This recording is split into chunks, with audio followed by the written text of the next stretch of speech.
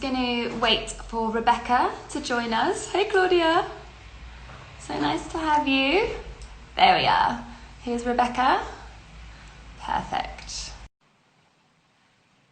Okay, I think she's just joining.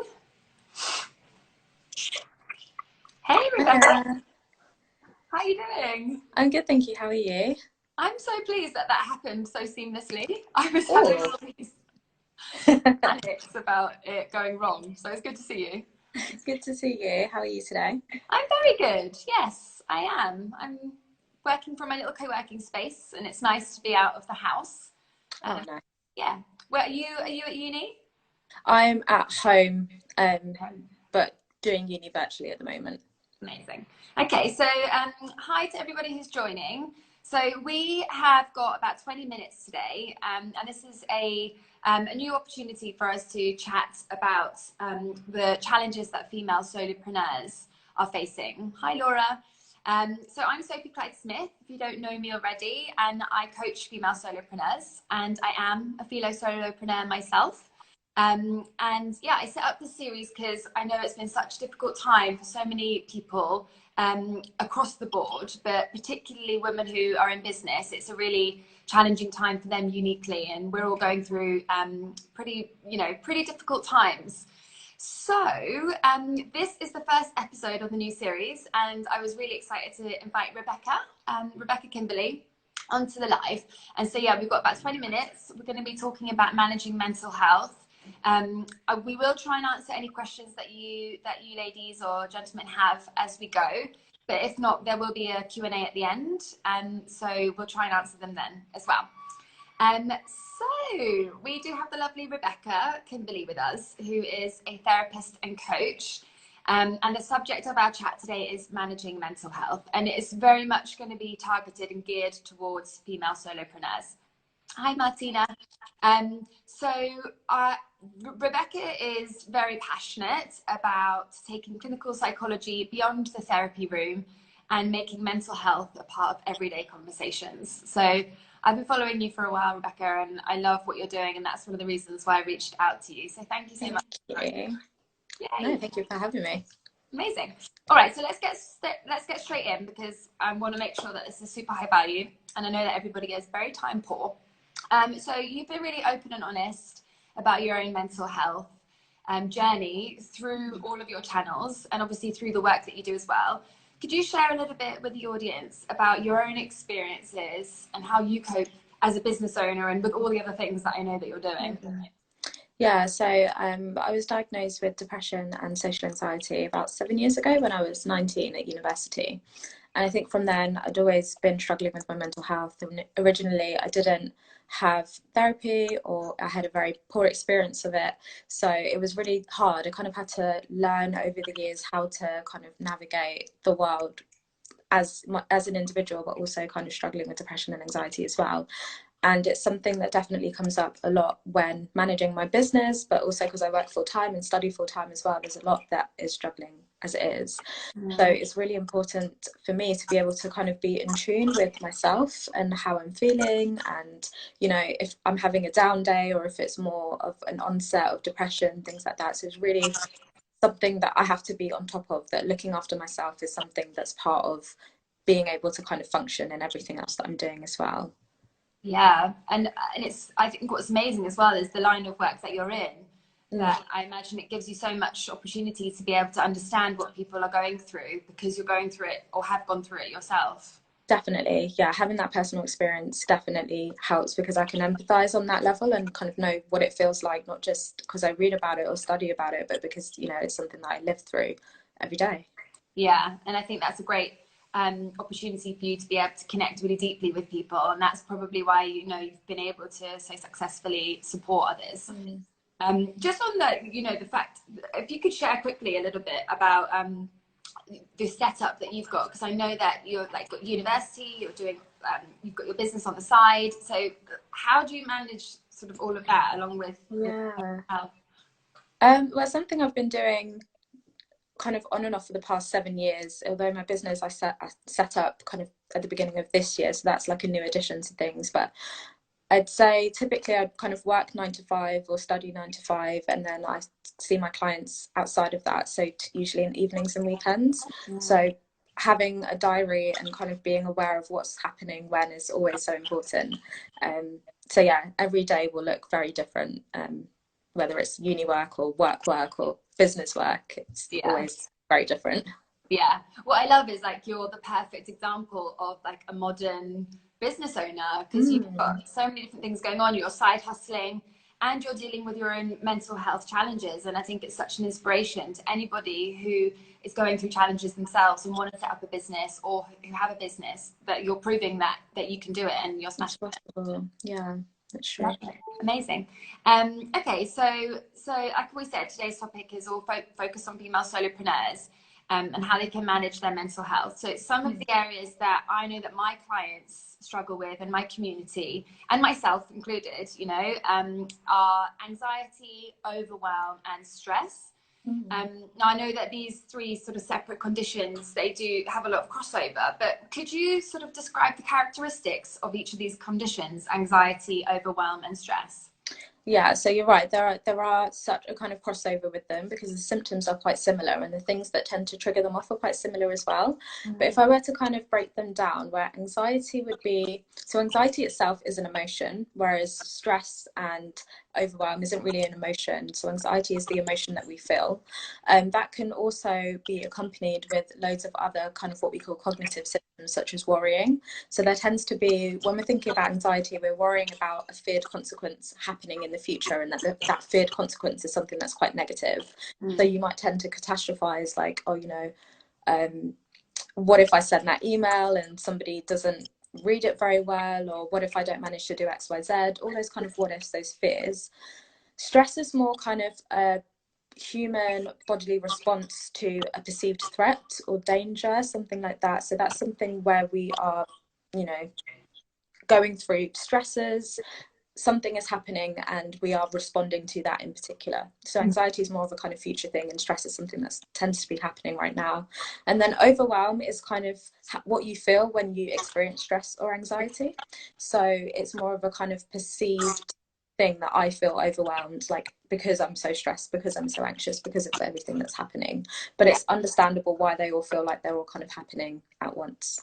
Yeah. So do you find, as a business owner yourself, and with any sort of perhaps women who are working in business, do you find that these three things are quite common and you see them come up a lot? So common. Yeah, I see particularly the anxiety and fear come up a lot. And obviously at the moment with everything that's going on, everything's very heightened, anxiety and fear. But I think particularly if you run your own business, it can be quite a scary place to be, because it's anxiety inducing. So it's really important to acknowledge that. Would you say that it's normal? Is that the right sort of way to approach it? Yeah, I think it is. We should be able to kind of normalize that it is, we are managing a lot and kind of doing a lot, but at the same time, that's also why it's equally important to be able to manage our own mental health and realize that it's being important, because experiencing anxiety, stress and overwhelm for long periods of time is not normal. So it's understandable if you do have a product kind of coming up, or there's certain moments where, you know, there's a lot going on in your business, it's understandable to feel overwhelmed. And in order to kind of be able to deal with it, we need to be able to acknowledge that it is happening, rather than just, oh, I'm fine, if you're not. Yeah, I thought that's such an important distinction, actually, and I'm really pleased you highlighted that. So is it to do with the length of time that you're feeling these emotions and the sort of physical manifestations of stress that dictates if you need to get help or something like that? Generally, so it can be kind of the length of time, or for some people it's just the experience of it, feeling it in the first place. So if you're someone that doesn't tend to get quite stressed or things like that, I think at any point you notice that something's happening, usually ideally more than a day, if you notice that something's kind of going on, because these emotions should kind of rise and fall, then it's always a good time to get help. But usually when I say that it's the ideal time is when it starts to impact on other things. So your sleep, how you connect with other people, when it starts to impact more than just yourself and your business, then, you know, that it doesn't matter how long it's been going on, it means that something needs to be supported there. Yeah, that's great. So those are perhaps some of the triggers that people can be aware of that may lead to future support. Okay, so obviously right now, if anybody who's joining, we're talking about managing mental health for female solopreneurs, and we're talking about overwhelm, stress, and anxiety specifically right now. What tips would you have for any individuals to sort of manage these three different conditions? So I would say that planning is so important, to kind of be aware of what you've got coming up and when you need to do it by, because that will really help you to identify, what do I need to do right now? What can I kind of put off? When I can see that I've got a month that is just filled with loads of things, then I know, okay, I'm going to probably feel a bit more overwhelmed that month. So what do I need to do in order to balance that out? Probably say no to more things and make sure that I have a bit more time to myself in those times, because otherwise you'll just find that you're just more reacting to kind of things that are happening rather than actually being in control of your diary and what you've got coming up as well. I think as alongside that, planning rest is so important, and how we choose to rest is going to be so different to all of us. So that might be physical rest, like actually getting some sleep. It might be, taking some time away from the screens, resting by even just engaging with other people, whatever fills your cup, whatever helps you to relax, breathing techniques, yoga, anything that helps you to calm down. Because as you can kind of notice, when you are running a business, everything does feel quite high charged, it's quite stressful, it can be up here a lot of the time, so we need to learn how to kind of raise things down a little bit.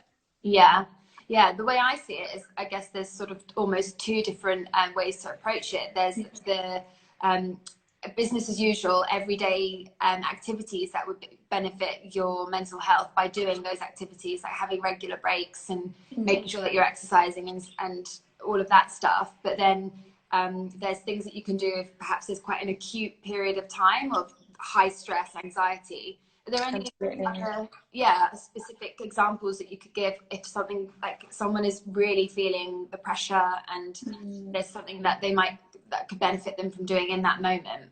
In that moment, I always say breathing exercises, checking in with your body and coming back into your body, because especially with stress, anxiety and overwhelm, they are such associated with such strong physical symptoms as well.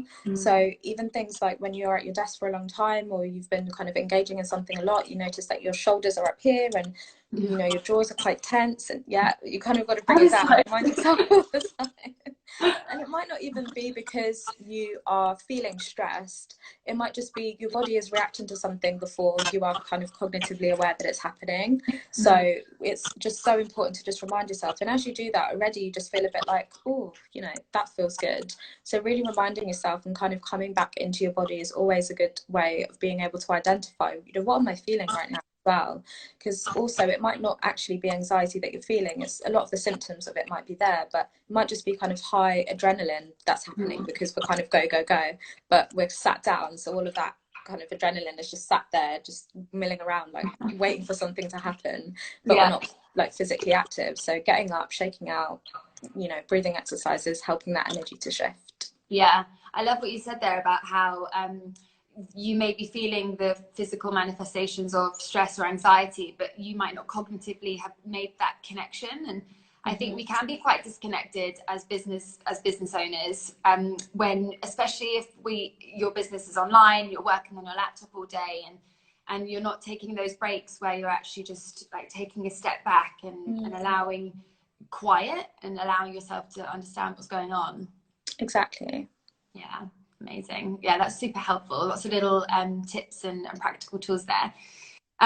So another, potential challenge of being a female solopreneur is that it can be quite lonely.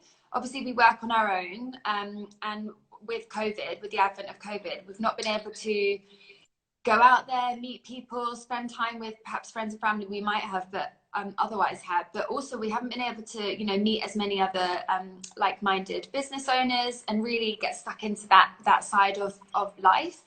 And so obviously another challenge is this upcoming winter and isolation and increased restrictions across the board. So this isolation, I think, could be potentially, really challenging for everybody, but particularly female solopreneurs. What tips would you have for those women who are perhaps starting to feel isolated, or who do feel re-isolated and they're a bit worried about what's to come? I would say one of the most important things is to be able to connect with other people, both family and friends, but also other, like-minded business owners, people who are in a similar situation as well, because it's so important to have more discussions outside of your business. Sometimes you may notice that all of the conversations that you have or things that you do tend to be about business, and that's about it. So it's really important to have connections with other people. I find that especially over the past few months, Instagram has kind of changed in a way where you're finding a lot more people who are kind of in a similar situation to you, and people are so open to get to know each other in different ways. So really trying to find ways to connect online where we can't necessarily always connect offline as well. Things like these Instagram lives, getting connected with other people. I've had really nice kind of Zoom coffee chats with people where we speak for 15 minutes about how business is going and then refuse to talk about it after that, and really just, you know, download, talk about other things, engage in other things.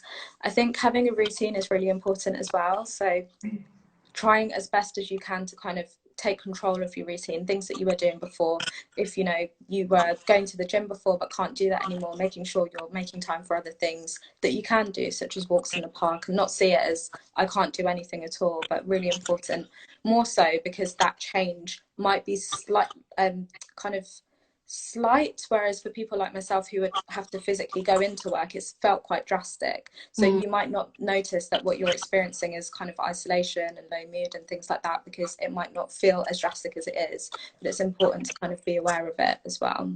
Yeah, I think one thing that I've seen as well with both myself and other women that I'm connected with in business is that it's helpful to have a bit of a mindset shift around online networking or connecting with in these virtual ways, because there is a resistance there from myself, and I know from friends where they're like, oh, you know, it's a bit awkward and I don't really want to have to do that. But I think what we're seeing is that at the moment there doesn't seem to be much end to these types of restrictions that are increasing. Yeah, exactly. So a bit of a mindset shift, do you think, would help? And absolutely.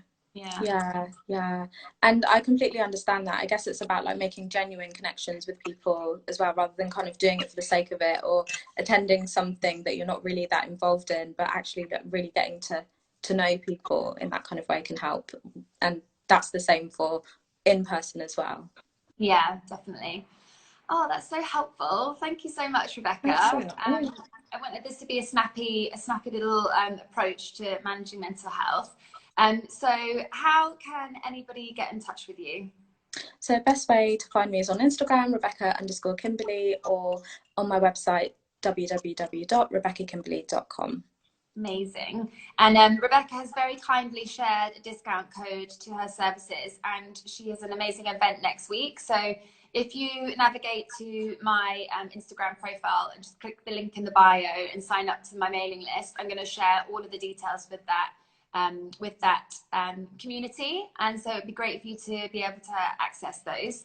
But in the meantime, thank you so much, Rebecca. That was just like such a great little snippet, and your expertise are very much appreciated. Thank you so much. Thanks for having me. Bye. Bye.